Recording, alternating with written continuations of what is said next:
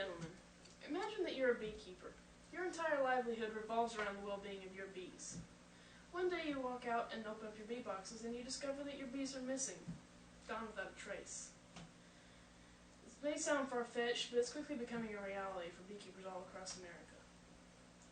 Scientific literature has documented unusual colony disappearances since the 1880s, with more recent occurrences in 1995 and 1996. But a sudden decline in bee population since 2006 has researchers scrambling to understand why. Most people never think twice about the lowly honeybee, myself included, until the situation caught my attention.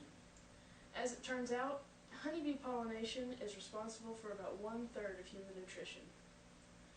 After having thoroughly researched the topic of colony collapse disorder, as it has been dubbed, I would like to share with you the information that I have found in the hopes that you will walk away with a better understanding of the plight affecting honeybees. Firstly, we'll discuss the impact of honeybees on the food industry. Next, I want to go over what CCD, or colony collapse disorder, is, and what factors are being considered as causes. And last but not least, what is being done to fix the problem.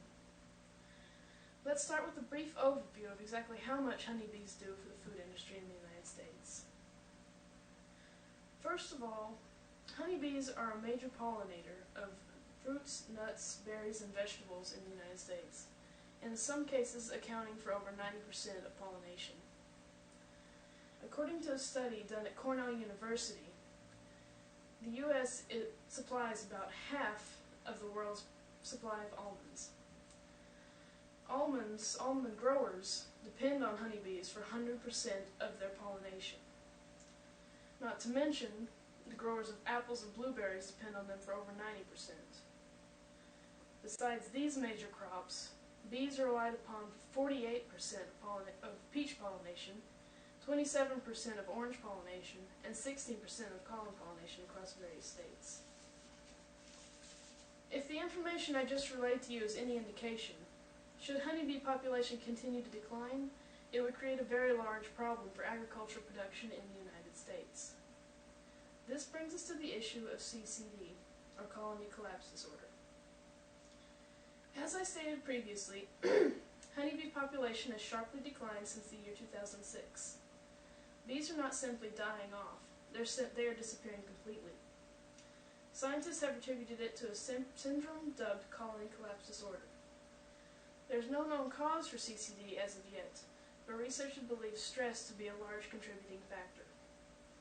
Stress can be caused by many things, but there are 4 that are considered to be most common, according to a statement from Dr. Card Rexroad in front of the United States House of Representatives Agricultural Committee. First of all, the varroa mite is considered to be by many to be one of the most serious maladies affecting honeybees. It is an external parasite that feeds on the blood of adult bees, larvae, and pupae. Infested bees exhibit symptoms such as malnutrition, blood loss, and disease. Heavy infestation of the hive can weaken the colony and lead to colony death. Next, there are pathogens such as viruses, spiroplasma, and fungi, such as the Microsporidium Nosema ceranae, which causes diarrhea in bees. Brain pathogens are also suspect, as they can cause brain damage in infected bees, which can affect their ability to communicate the location of food through their dance language, and also their ability to find their way back to the hive after foraging for food. Another factor which is highly suspect is migratory stress. Increased demand on beekeepers to transport bees for pollination of almonds can increase problems with hive splitting, decreased hygiene, and forced mixing of bees, which can spread disease. Lastly, we have pesticides. Many pesticides have been found to be toxic to bees, and even if they are not toxic, they can contribute to bee stress, which in turn can make bees more susceptible to disease. There are pesticides that can impair neurological function in bees, causing many of the same problems associated with brain pathogens. Now that we've looked at the possible problems causing CCD, we can move on to possible solutions to the problem. In addition to the large amount of research being put into the syndrome, a colony collapse disorder plan of action is being put into effect by the United States Department of Agricultural Research Service. Besides this, there are many ways the public can help as well. The Colony Collapse Disorder Plan of Action began in 2007 and is headed by the CCD Steering Committee. It is a research action plan with 4 components. The first is survey and data collection, the second, analysis of samples, the third, hypothesis-driven research, and the last, mitigation and preventative action. The research committee will focus on 4 major problem areas, which are pathogens, parasites, environmental stresses, and bee management stresses such as poor nutrition.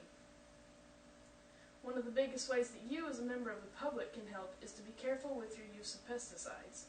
If you must use pesticides, don't use them during the midday, as that is when bees are most likely to be out foraging. You can also plant certain flowers that are good nectar sources, such as gray clover, foxglove, bee balm, and Joe Pye weed. Now that you have basic information regarding CCD, I'll leave you with a summary of everything we've covered. Honeybees are a major pollinator of many major crops and account directly or indirectly for 1/3 of human nutrition. Now you are aware of the plight affecting honeybees, what CCD is, and what is being done about it. While the situation that is affecting the bees may be frightening, with further research and development, we have an excellent chance to turn the tides to save the honeybees, and in turn, us.